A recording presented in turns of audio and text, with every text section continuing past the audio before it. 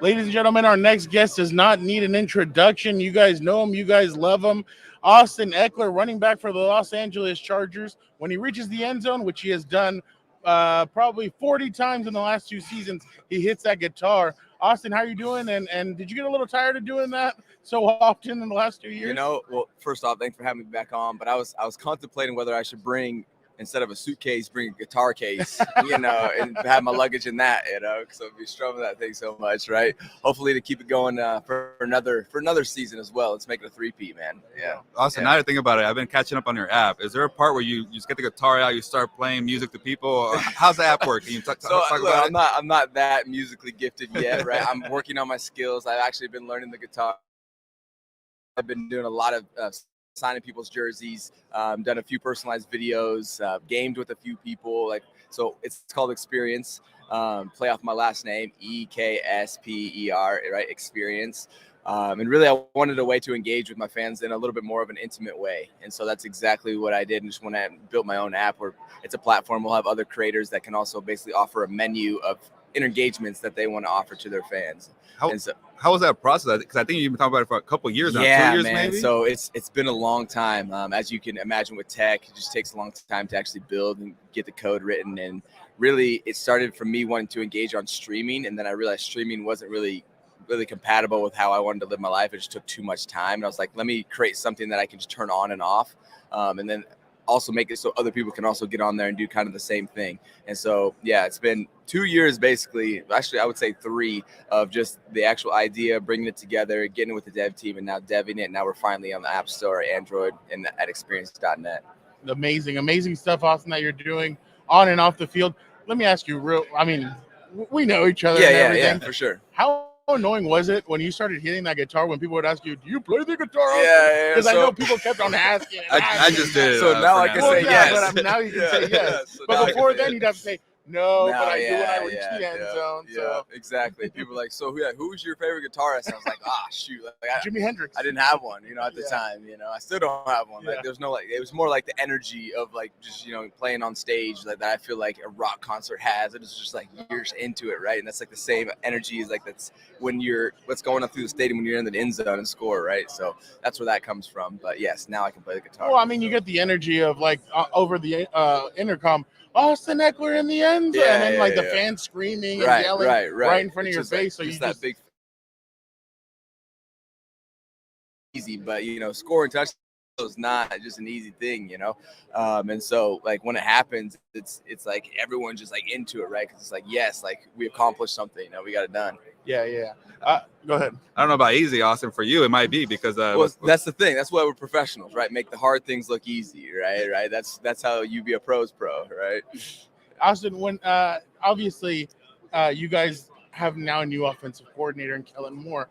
Kellen Moore was able to run a good 2 running back system in Dallas. Tony Pollard blew up this year. How excited are you from what you've seen, what you've heard, what you know about him? And you guys have obviously faced Dallas before, but how excited are you about this new change coming to the offense? Yeah, it's a new opportunity. I was speaking about it a little bit earlier this week. It's not necessarily that I didn't feel like Joe needed to be replaced or he's a bad coordinator. It's just that you sometimes need new chemistries, new mesh. You need something, just try something voice. New, And so I think that's what happened. Even with Kellen, right? He had all the stats. They're first, second, and all the categories or whatever. It's well, it seems like he's doing well, but you're trying to find a new chemistry for your team, right? Something that works so you can be a little bit more consistent. We had some ups and downs, and that's how the NFL flows. So it's okay, let's bring in we'll have some new guys, obviously, bring in some new coaches, see if we can do it with this group. And he reached out to me a couple days after he got the job. He was actually in Disneyland with his family, and so he was right down the street from us, and it just so happened that he got the job too, so he was already in our backyard, just talking about how he's excited, man, to come in and actually get to work. And I told him we're hungry, man, because he saw how we finished, and we got to get back there because we know we got more in the tank than that. And Austin, you just kind of doing the quick homework on Kellen Moore and that system with the Cowboys, with Zeke and Pollard. Does that kind of excite you as a running back, seeing what they did? It comes down to your players, right? Zeke, Pollard, some phenomenal running backs, right? And so, look, we're gonna have to come up and step up again, right? Players got to play, right? And great playing makes coaches look good, like that's how it goes. So if you have great players, right, and they're executing their play in the way that their coaches, these are great coaches, right? But it goes hand. As far as coaching, like you can only coach so much, then it has to eventually comes upon the player to make the plays, to actually go out there and be a pro and make it happen. Austin, we heard through the grapevine that you were named the Nickelodeon MVP. Yes. How exciting is that for you? I'll get some recognition. I'll take it. I can't get it from the Pro Bowl, so Nickelodeon's got my back. Nickelodeon's, shout me out. 1,600 yards, 18 touchdowns. Back to back. Scrimmage touchdowns. Austin, a measly 1,600 yards. Yeah, 18 touchdowns. Not Pro Bowl worthy, apparently. I don't know what is at this point. But it is what it is. I got some recognition, so I'll always take recognition where I can get it and be appreciative of it. But also watch it from afar, that flag football thing in Las Vegas. Were you itching to play in that or not really? So it's not necessarily like you're itching to play in the actual Pro Bowl. It's more of the title over the year, right? That I think carries more weight. Like, hey, I'm a Pro Bowl running back. Like, I can't say that. And so sure, yeah, I would go and probably have some good times meeting everybody. I think it's a good social atmosphere for those guys to get together. Love to be a part of it, but yes, look, I got another opportunity in front of me to go out and try to make it happen. So, I'm gonna try to score. I guess 20 is not enough. I'm trying to get to 25, and we'll see if we can get 25 touchdowns into the Pro Bowl. Austin, you're right. It doesn't matter when it comes to contracts, and you're going into that contract year. You feel a little pressure. You kind of itching to prove what you got. I always feel pressure. Like there's always pressure on me, man, and like I'll take anything else that will put more pressure on me because I need it. Like I love that. It's like even just for me, like I have so much pressure. Like I put pressure on my guys in my room too. I'm like, you guys need to try to take my job. Like that's I want to feel that from you, that you're trying to take my job. Like that's the pressure I want, because that's how I got to this point, right? I put so much pressure on myself to really focus in, get this stuff done, understand the severity of the opportunity that I have and what it could possibly give me in my life going forward. That's how serious I need to take it at all times. And I don't want to ever be slipping up, right? So I need pressure. And so, yeah, I'll take anything I can get, man. How do you feel like the guys have done? I mean, I remember last year, 2021, you were really like hard on, hey, I need somebody to step up and kind of help the running game out. It felt like this year, Joshua Kelly at one point was there, and then he got hurt. Yeah. And it kind of went down a little bit, and then it kind of cost him a little. It took him a while to kind of get back into it. But do you feel like they kind of did a better job this year? Yeah. Josh stepped up this year for sure. He had his injury, which you can't really control in the NFL. You expect that to happen. You don't know who it's going to happen to, but you know people are going to get hurt. Unfortunately, Josh was one of those situations, and so that it falls on the net. Who's next? And I think we were searching for that. Really never got it. That's why I started taking more carries, and it happened to be a time where Keenan was hurt too. Mike's hurt too. That's why I got 107 catches, right? Because our consistencies, right, are up and down. So they're throwing me the ball, right? Check it down, Austin, do something.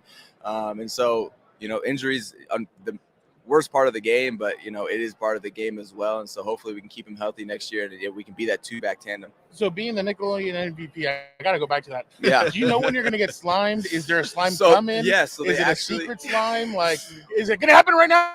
That would have been good. That would have been good.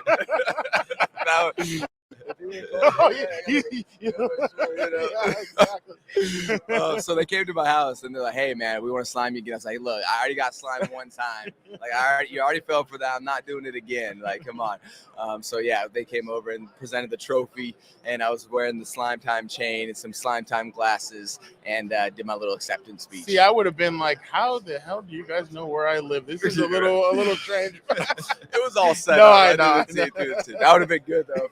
Slime right now. Hey, we would have taken it too. Like, but okay, let's do it. Oh man, I feel like I have the personality to accept that too. Be like, you know what? I'll take it. Right? I'm with it too. Some people would have been pissed. Like, bro, this is my outfit. Yeah. You gotta be careful with that one. Yeah. Speaking of that, I think Justin Herbert got slimed too, and maybe he wasn't as happy about it. He did. I remember. Yeah, I was like, it was in his ear and everything. Yeah, I remember that. Yeah. And also, how do you think the whole season played out for you guys? It was some threes, getting a hot streak. You guys figured it out. The defense figured it out. You get to that playoff game, and it just didn't end the way you wanted to. But overall, were you happy, and also did it take a while to kind of get over that loss too?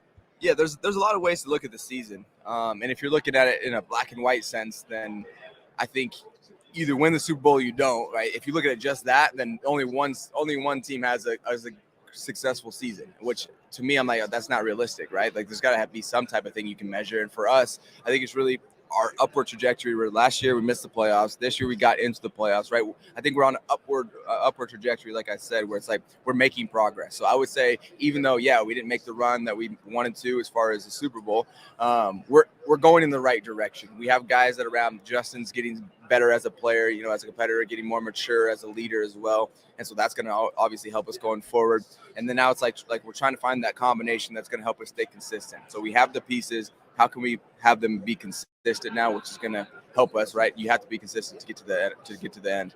So, yeah. Last two questions for us.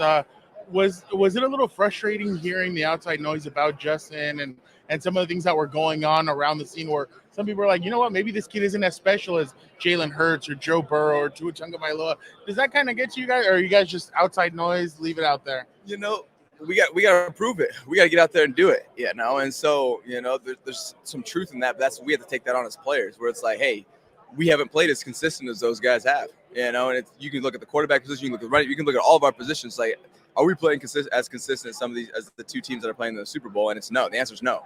Like, there's no. We're not sugarcoating it and getting our pride in the way. Like, we know we need to play better. We know we need to play better, and exactly why these teams are playing in the Super Bowl, right? Because they've earned that. They've played consistent. Consistency is the most important thing in the NFL. And so if you're lacking that, you're going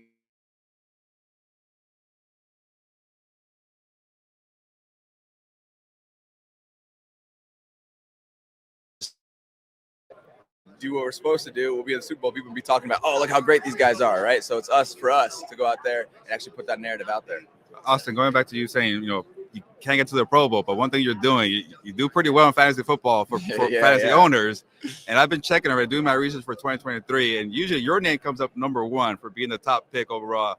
Do you hear the same thing? How does that make you feel? I don't know. It makes. I think it's amazing. I actually traded up in one of my leagues last year to get myself to number 3, and I went number 1 overall. So I was like mad but happy at the same time. Like, that's really awesome, but also I wanted to get myself. That person ended up winning the championship too. So yeah, good for them. Yeah. Exactly. I went on a run during championship week, so that helped out. But no, it's definitely an honor, to be just in that spotlight, because I know the impact that it makes in other people's lives. Like, people are really invested in their fantasy team. Like, people that don't even watch football like consistently, they're like, oh, I got a fantasy team with the office or with my friends or with my family. So pretty cool. Last question. So who are you siding with this weekend? Limbaugh, Kaiser White, Shane Steichen, or are you gonna go Melvin Gordon? Who's winning it this weekend? I like how you asked that, because it's like, who's not team, who you rooting for, as far as like players. And I also know Boston Scott over there too. He's one of my guys. He's running back. And so I'm rooting for all of them to play well. I played with them, right? Built a relationship.